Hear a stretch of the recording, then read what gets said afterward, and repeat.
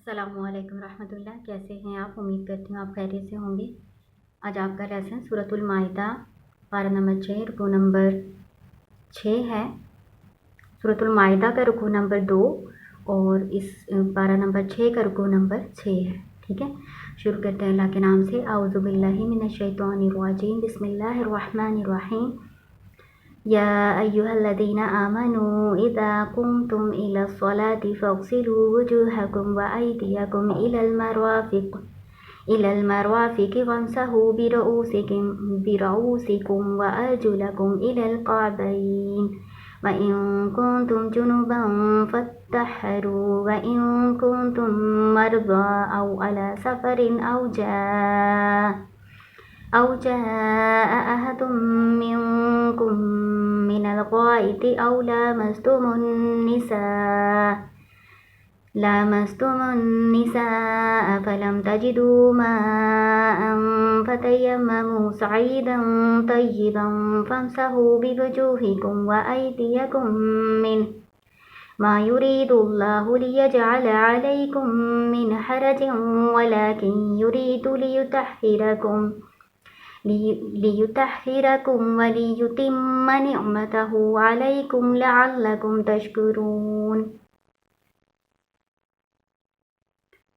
یا ایھا الذین آمنوا، اے ایمان والو، اذا جب تم کھڑے ہو، الی الصلاۃ نماز کی طرف، فاغسلوا پس دھو لو، وجوہکم اپنے چہرے، ایدیکم اور اپنے ہاتھ، الی المرافق کوہنیوں تک، وامسحوا اور مسح کرو، برؤوسکم اپنے سروں کا، وارجلکم اور اپنے پاؤں، الی الکعبین ٹخنوں تک، اور دھو لو اپنے پاؤں۔ دھو جو ہے نا وہ بریکٹ میں آپ لکھیں گے کیونکہ اس کی عربی شروع میں ہو چکی ہے، تو یہاں پہ اپنے پاؤں دھو لو، الی الکعبین ٹخنوں تک، وَإِن كُنتُمْ جُنُبًا اور اگر تم ہو جنوب کی حالت میں، فَاطَّهِّرُوا پس غسل کر لو، وَإِن كُنتُم مَّرْضَىٰ اور اگر تم ہو مریض بیمار، أَوْ عَلَىٰ سَفَرٍ یا سفر پر، أَوْ یا جاء آیا ہے، أَحَدٌ کوئی ایک، منکم تم میں سے، من الغائط قضائے حاجت سے، أَوْ یا لامستم تم نے چھوا ہے، نساء عورتوں کو، یعنی ہم بستری کی ہے عورتوں سے، فلم تجدوا پس نہ تم پاؤ، ماء پانی، فتیمموا پس تم تیمم کر لو،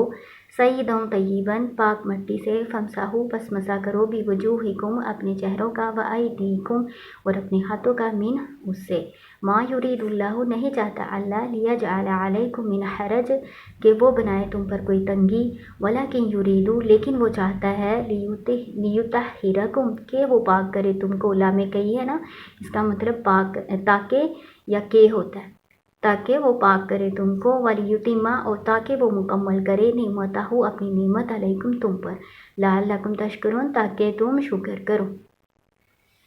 چلیے اس کی تفسیر دیکھیں۔ یا ایھا الذین آمنوا، اے ایمان والو، اذا جب تم کھڑے ہو، الی الصلاۃ نماز کی طرف، فاغسلوا وجوہکم پس دھو لو اپنے چہرے۔ یہاں پہ وضو کا ذکر ہے، اور وضو کی کون کون سی سنت فرض یہاں میں بتائے گئے ہیں۔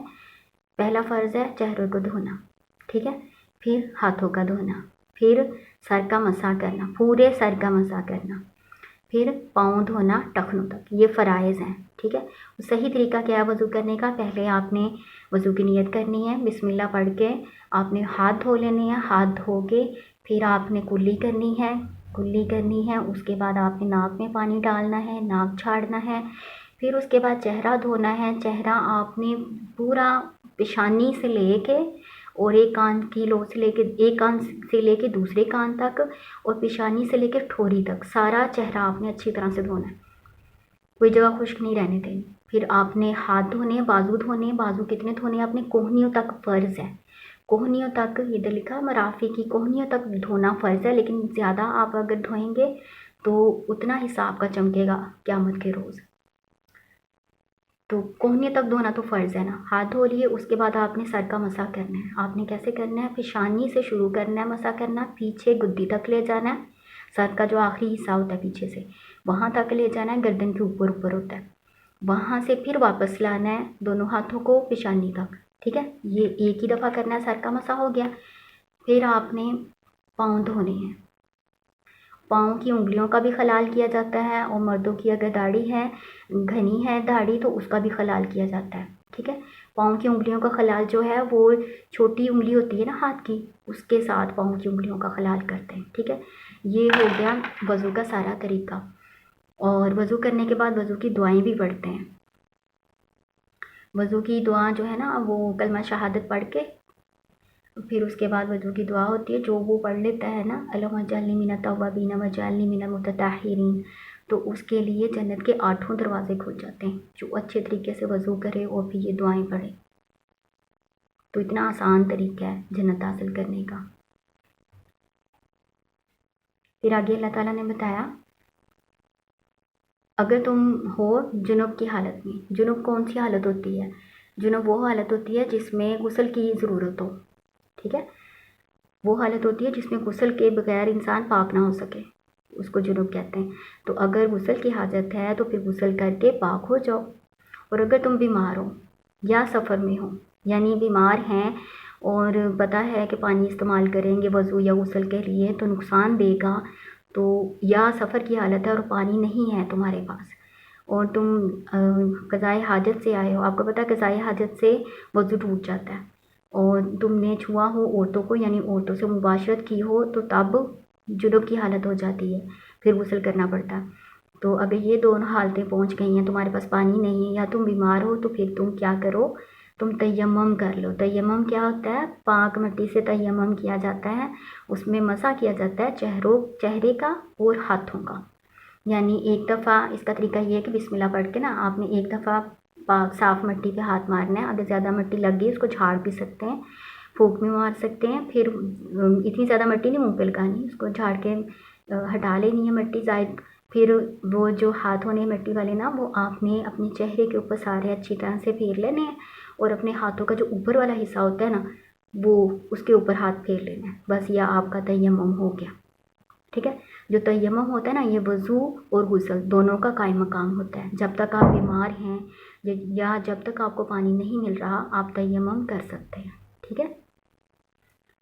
ما یرید اللہ لیجعل علیکم من حرج، نہیں چاہتا اللہ تعالیٰ کہ تم پر کوئی تنگی کرے، یعنی اللہ تعالیٰ تو ہم پر بہت مہربان ہے، اللہ تعالیٰ ہم پر تنگی نہیں کرنا چاہتا، اللہ تعالیٰ نے تو بہت ساری آسانیاں دی ہیں ہمیں، لیکن وہ چاہتا ہے کہ وہ ہمیں پاک کرے اور اپنی نعمتیں ہم پر تمام کرے تاکہ ہم اللہ کا شکر ادا کریں کہ اللہ تعالیٰ نے ہمیں اتنی آسانی دی ہے ہمارے دین میں۔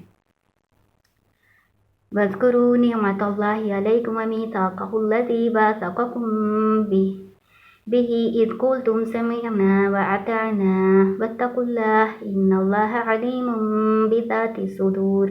وَاذْكُرُوا اور یاد کرو نعمت اللہ، اللہ کی نعمت، اللہ کا احسان، علیکم تم پر، وَمِيثَاقَهُ الَّذِي اور اس کا وہ پختہ وعدہ، وَاثَقَكُم بِهِ جو تم نے اس سے پختہ وعدہ کیا ہے، اس قلتم جب تم نے کہا، سمعنا ہم نے سنا، وَأَطَعْنَا اور ہم نے اطاعت کی، وَاتَّقُوا اللَّهَ اور اللہ سے ڈرو، إِنَّ اللَّهَ عَلِيمٌ بِذَاتِ الصُّدُورِ بے شک اللہ تعالیٰ خوب جاننے والا ہے دلوں کے بھید۔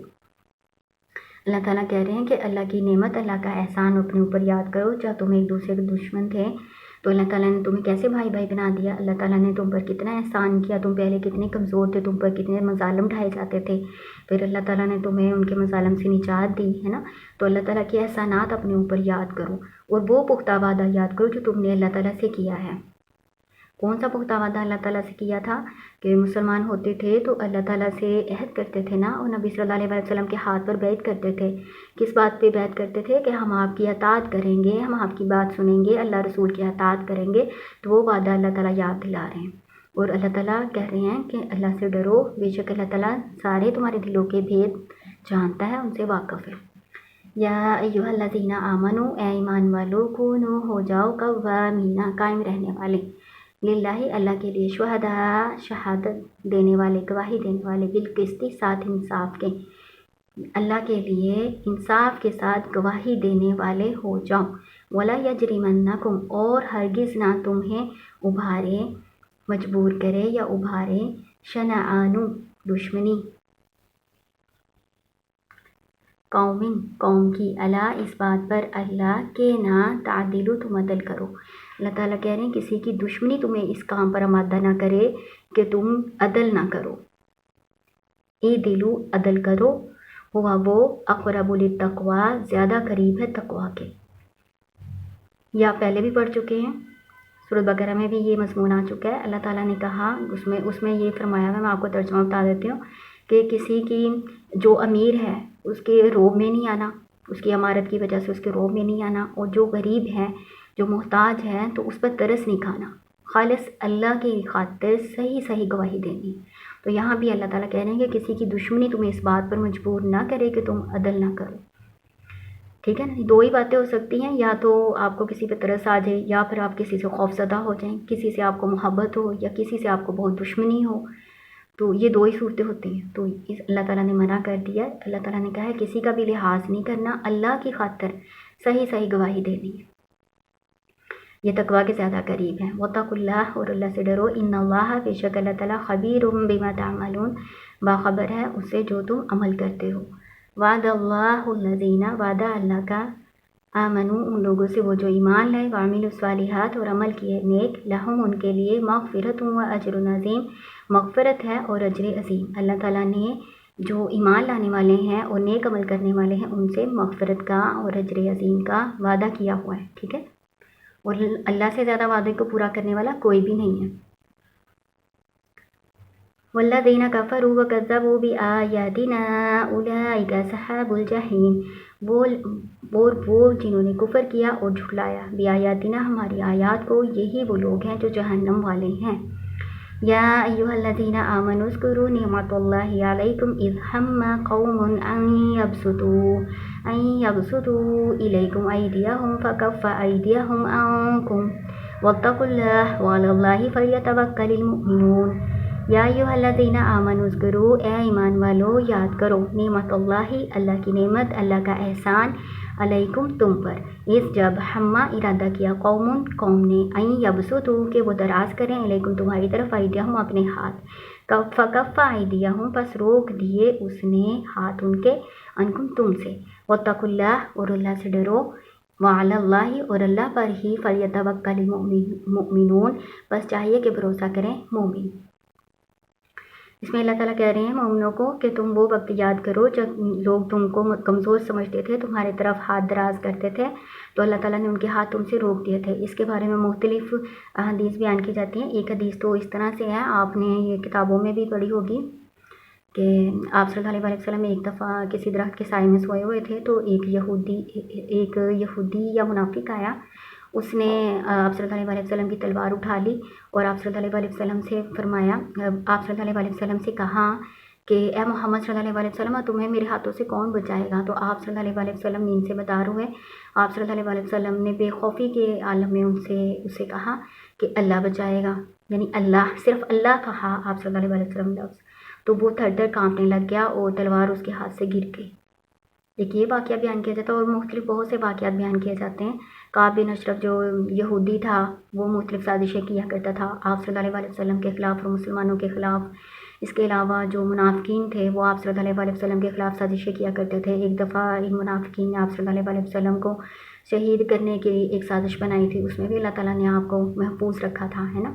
تو یہ سارے واقعات ہی اس کے شان نزول میں شامل ہو جاتے ہیں کہ جو بھی سازشیں کافر، منافقین اور یہودی آپ صلی اللہ علیہ وسلم کے اور مومنوں کے خلاف کرتے رہے ہیں نا، اللہ تعالیٰ ان سے مسلمانوں کو اور آپ صلی اللہ علیہ وسلم کو بچاتے رہے ہیں. تو یہ اللہ تعالیٰ کا ایک بہت بڑا احسان ہے نا مسلمانوں پہ.